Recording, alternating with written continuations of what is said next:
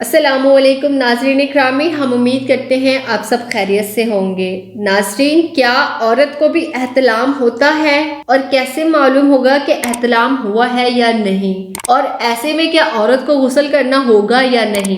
بہت اہم سا ٹاپک ہے اور آج اس ویڈیو میں ہم آپ کو تفصیل سے بتائیں گے۔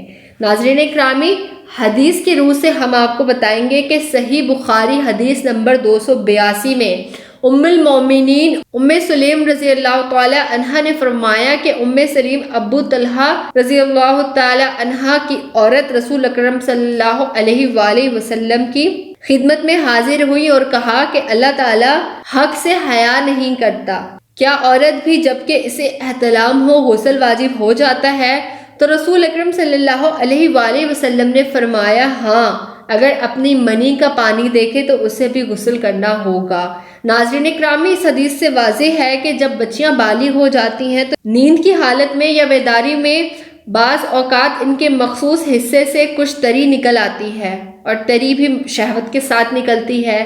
ناظرین، جب آپ نیند سے بیدار ہوتے ہیں اور آپ کو اس خواب کی کیفیت معلوم ہوتی ہے اور آپ کے کپڑوں پر تری کے نشان یا منی کے نشان موجود ہوتے ہیں، یا پھر آپ کو کیفیت معلوم نہیں بھی ہوتی اور آپ نشان دیکھ لیتے ہیں، اس حالت میں غسل واجب ہوگا۔ ناظرین اکرامی، میں سننے والے تمام ناظرین سے گزارش کروں گی کہ اس ویڈیو کو جتنا ہو سکے آگے سے آگے شیئر کریں۔